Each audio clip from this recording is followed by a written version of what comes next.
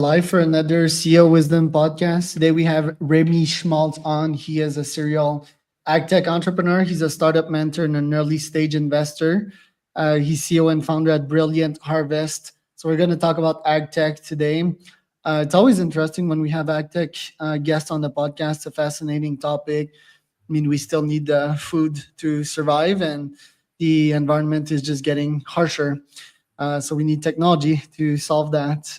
According to me, right, a technologist, a technology maximalist.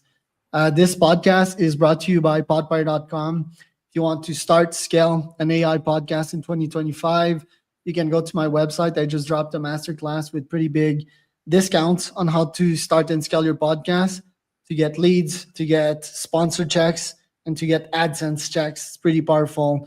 The art of podcasting. So podpire.com. Remy, welcome to the pod. Tell me a bit more about yourself and what you're up to nowadays. Yeah, thanks for having me, Charles. Excited for discussion today. So my goal kind of in the past couple of years has been to what I call the trifecta, which is investing, operating, and mentoring in the startup space of agriculture. And achieved that in the summer of 23 when I got back operating Brilliant Harvest, which is an AI customer experience platform for equipment dealers. How did you get started in the AgTech field? So I obviously noticed that Alberta and Canada is pretty good on the agriculture side of things, not so much on the AgTech side of things, but I guess we're getting there with folks like you. So how did you get started in the space? Well, so I grew up on a farm just outside of Calgary, and my family's been involved in the agriculture space, from equipment dealerships, ag retail, for over 100 years, so 4 different generations. And coming out of university, I took over with my brother our family ag retail business that sold crop inputs to farmers. And we started looking, where that business needed to go to survive and evolve. And we started getting into software and precision ag. And so we launched a company called Decisive Farming, which was a farm management variable rate technology company, and sold the retail business to CHS, the big US cooperative, in 2012. And then Decisive, became our main focus, and we were successful in growing that to the point that, we had 3 unsolicited acquisition attempts over a couple of years, and the third one stuck, which was TELUS, the big telecom company in Canada, acquired the business in 2019, just before COVID. It was kind of a crazy time, and I spent a couple of years with them, and then started mentoring a lot of startups, and then started investing in the space with my fund, Coan Capital. So it's been a journey, a lot of learning, and a lot of smart people along the way that have helped me, figure things out. It's been a lot of fun. And real estate is notorious for, back in the days that you would have to work very hard to build your agriculture business, right? Like it's backbreaking type of business and work and jobs. Do you feel like I do that technology can solve and systematize most of problems that you face in such a business? Like as a farmer? Yes. Okay. So from the farmer's perspective, well, we're still dealing with, machines, right? And there's nuts and bolts that need to be tightened and things operated on, but a lot of it is becoming more and more automated, electric, computer systems, which pose different challenges, right? It's, you're having, a generational change. 41% of farmers in North America now are Gen X, millennials, Gen Z. So they're non-boomers. So they're kind of more in tune with these types of things than the older generation is, right? But, realize that a lot of farmers stay on the farm for a very long time, right? It's not like they turn 55 or 65 and retire. Usually there's multiple generations operating on the farm. And so the physical component is still there of, a lot of farmers are strong individuals. They're physically active outside doing stuff and like to be operating equipment and operating in and around the farm. So there is still that component, but it is changing a lot of, we're seeing more autonomous systems on the forefront, and more systems that are able to cover more acres, right? Like the size of equipment is really big. Like a new John Deere combine is, $1.5 million US. This is big, highly advanced technology that's out there. Right. And do you feel that one can still make money in that type of business, or there's just too much competition, not enough need, and one would be better starting a SaaS than uh, s- get, getting on a farm and do backbreaking work? Well, yeah, two very different things. Like me being in ag tech, is looking at how we can work within the industry to reinforce and make it more efficient. Farmers are very innovative. A lot of the technology and innovation that is in the industry has come often from the farm, whether it be, seeding technology, those types of things. So they're always looking for how they can create efficiencies as well. The business of farming is, they're growing typically crops, and I'm talking broad scale agriculture here, that, growing corn, canola, wheat, barley, those types of crops, lentils and stuff. And so, these are larger farms in general. So they're in the thousands of acres. There's farms that are 90,000 acres, really big stuff. And they're producing commodities, right? So they're subject to the commodity markets, which are quite volatile. There is a lot of risk there. But the number of farms is consolidating over the years. So it's definitely, you need to buy equipment, to buy land, or, you need a lot of capital. You can't just walk off the street and get into farming in that sense today. It's pretty tricky. So a lot of the businesses are family owned in North America, in particular. So they're multi-generational, operators that have been able to leverage that asset, their land, to continue to grow and expand. And so it's a big business, but it's still family business and deeply rooted in the communities in which they live and work, which is pretty neat. And is it still a good opportunity? If we have all these options, people need food, that's for sure. There's government subsidies and so forth, but would it still be a good investment vs me investing in real estate or acquiring SaaS, for example, to start an actual automated farm, let's say? Well, I think it would be tough to do that. I think those who are in it are in a great position, because they have this embedded asset on the farm and the know-how in terms of operationally. So I think that they're in a great position as the technology continues to improve their efficiencies. In a country like Canada, as an example, we've been raw commodity exporters. We've got a huge opportunity to take those just raw commodities and change them into value-added food products, right? So, there's certainly a tremendous opportunity in the market for farmers. I'm certainly very, bullish on what those are. I think it's really tough just to walk in off the street and be an investor in the space. I think that you have to divide it into two categories. There's an operational farm, someone who's actively farming, growing crops, and then there's the real estate side, right? Which is, owning the land. And those two pieces, because land values have become so high, are getting separated in some cases, where, you have some funds that are buying real estate, and then finding good farmers to operate that land. And same as an operating farm, you're maybe looking for partners that own land, so that they can bring it into your operation, so that you're more efficient in terms of economies of scale, right? Like you have enough, you own land of, for 3,000 acres, but the equipment you have could do maybe 5,000 acres. So you would go and try to find someone that you can rent their land from, whether that be an investor or another farmer that's retiring, to get that economies of scale becomes really important in this business. And what's your feeling on the global warming? Do you feel that the future is fully like ingrown and nothing will be like unprotected from nature, whether it's floods, whether it's tornadoes, hurricanes? What is your take on that? Well, I mean, I think, okay, so there's a few things there. I mean, it seems that the environment is becoming, more volatile. Um, so yeah, erratic weather seems to be, has a big impact for sure.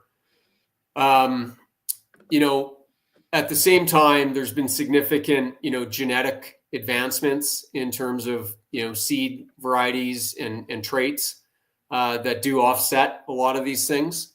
So there's a bit of a race there on those two sides. I think a lot of good technologies have come to play, whether it be equipment that allows for farming in kind of harsher environments with less moisture, less consistent moisture. So yeah, it's there's a lot of variables in play on that. I think that it's definitely getting challenging. I mean, that is where you have government try to stabilize these things by when there is major disasters, such as flooding in the prairies, to support farmers and support that ecosystem, right? So they definitely have a role to play. I'm not a big like government intervention plan, but I think there's a component of stability that's important that they bring to the equation. Yeah. Right. Let's talk about Brilliant Harvest for a moment and AgTech itself. I think it's important to talk about farmers because they're year-end customers, and I mean these people are very important to society. And if everyone starts to not care about these, I mean it would mean more opportunity for people in this space. But yeah, let's not disregard these very important members of society that put food in our plates, quite literally. Brilliant Harvest. What do you guys do? How do you get your customers? It looks like a nice chat interface with AI and so forth. So what are you building here? Yeah, so Brilliant Harvest, we're an AI customer experience platform for equipment dealers. So our customer is actually the equipment dealer, not the farmer. And so we work with an equipment dealer, someone selling the tractors and combines and equipment that a farmer uses. We build out an app for them that's branded for them. It's in their app store.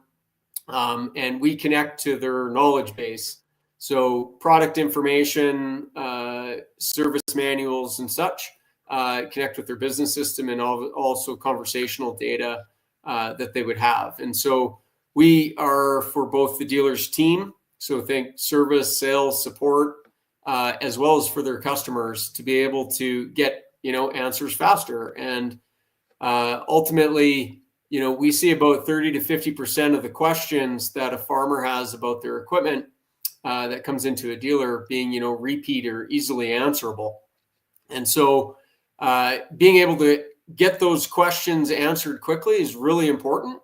In ag, everyone in an area is trying to plant or harvest, at the same time, right? So you have this like massive demand on the dealer all at the same time, and it's impossible for an equipment dealer to have enough people to support every one of their customers, that's going at the same time. And so this is really enabling for the dealer to scale their team at critical moments so that this doesn't impede or slow down the farmer from getting into the field, operating their equipment, overcoming any challenges that they have as they're trying to get the crop in the ground.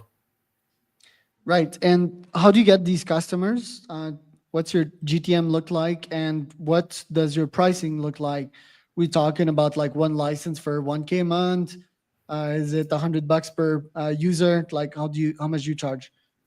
Yeah, so we find dealers, I mean, based upon relationships that we have. My last company, I mean, we had partnerships with equipment dealers, so that was our starting point. Pricing model still early days. I mean, we function on a usage base though. So seeing more and more of that in the AI space, right? I'd actually say that we're a blend. So we have a flat subscription fee based upon the dealer size, which is an annual fee. it could be anywhere from 15 to over 100,000, depending on the dealership size. And then we have a usage base, which is tied to outcomes that are positive for the dealer, whether it be transacting or parts or equipment and stuff in the dealership with their customers. And the pricing, what does it look like? Oh, that was the subscription side. Yeah, how much per month? Yeah, so annual contract, anywhere from 15 to over 100,000, depending on the dealership size. So it's pretty high ticket.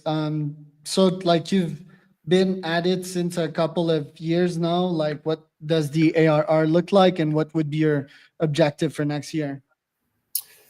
Yeah, so we just came out of stealth mode in September. So we started in August of 23. So yeah, I guess about just over a year and a bit. So we're early revenue at this point, just ramping up with some initial contracts. So in the hundreds of thousands of dollars from a revenue standpoint, and then looking to get close to $1 million in this coming year is what we're striving for. And how will you achieve that? What's your growth strategy for next year? Yeah, so our growth strategies, our objective is really about finding the next 5 dealers ultimately, and making sure that they're good customers, right? That they align with what we're looking to do, that they're structured in the right way, that they have the right team and infrastructure, that it's going to be a success story. So we're trying to be selective, really about who we're working with at this point, because we have we're a small team, we're 11 people today. But we got to make sure that we're picking the right customers, working with good partnerships that are going to be a win-win at the end of the day. And so we don't want to bite off more than we can chew. Is going to be critical to that success. Right. And do you only focus on Canada? And when you say dealership, like I'm picturing like sometimes small dealerships that we see by the auto route, or do you mean like big ones, or even better, their HQ? So yeah, these would be big dealers. So like Rocky Mountain Equipment, which is the second largest Case New Holland dealer in the world. They're based in Calgary, but they have 45 locations throughout Western Canada. We are in discussions with a number of dealers in the United States, so we're focused in Canada and the US today. Is what we're working on for customers. Just proximity and crop similarities and brands and stuff that are kind of go across the border. But yeah, these are big dealers. A lot of the dealerships would do $1 billion in revenue. There's smaller dealerships too that we do work with, but most of them that would have the infrastructure and capabilities would often be the larger businesses. But we are working with some smaller partners as well in the industry. And do you feel Canada is an interesting market compared to other places in the world, say Mexico? Well, I think it's kind of what as an entrepreneur, right? And for me, Canada is my home stomping grounds. I've been in this agriculture space for my whole career. I have relationships here, speak the language here. So going into Mexico is certainly an opportunity, or going into Europe is an opportunity, or South America. But, for me, early stage in a startup, focus is just so critical.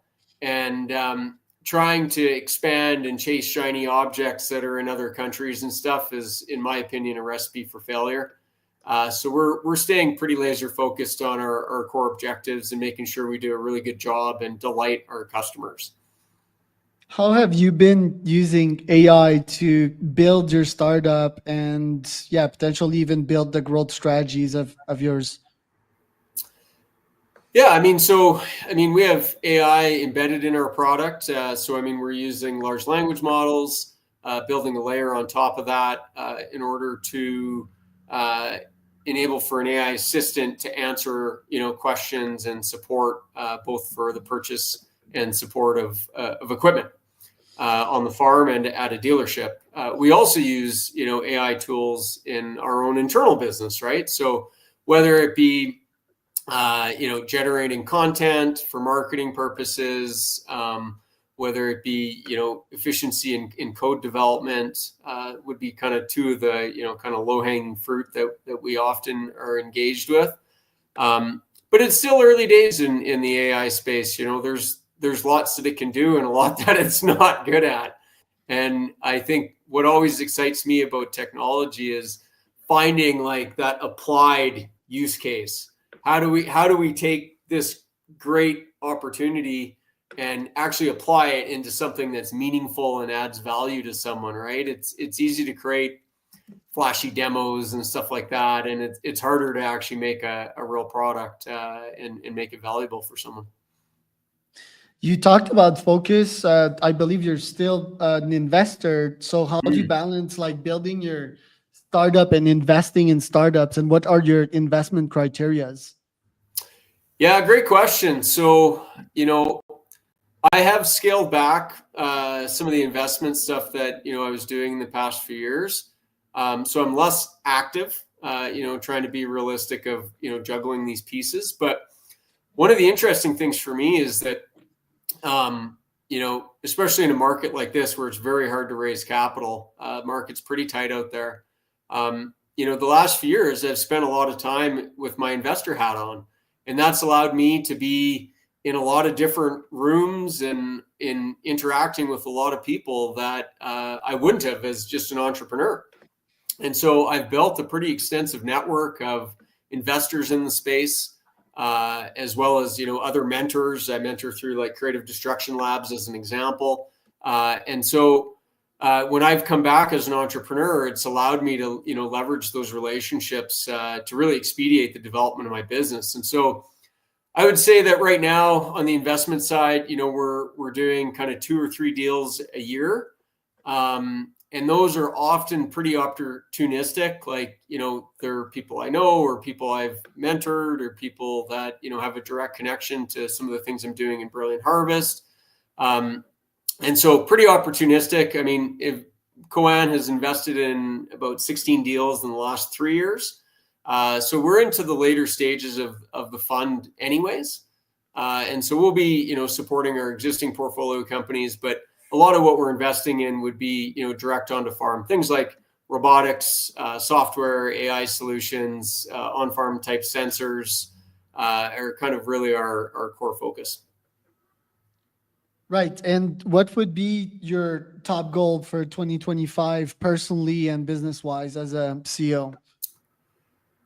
Well, so for 25, I think that, if we got, if we got another 5 customers that are happy, I mean, man, that's success right there. Like there's lots of other stuff underpinning that, but I'm a firm believer that, finding the right talent, finding investors, all of that comes when you have happy customers, and so, to me, that's the underpinning that, we're going to be laser focused on in 2025.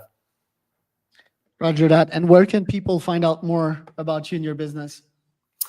Yeah. So, I mean, I'm on LinkedIn, on Remy Schmaltz, and then our website is brilliantpowered.com. So got a great website there, and yeah, always happy to chat. If people are interested, reach out to me on LinkedIn, and that's a good way to go. I was Remy Schmaltz.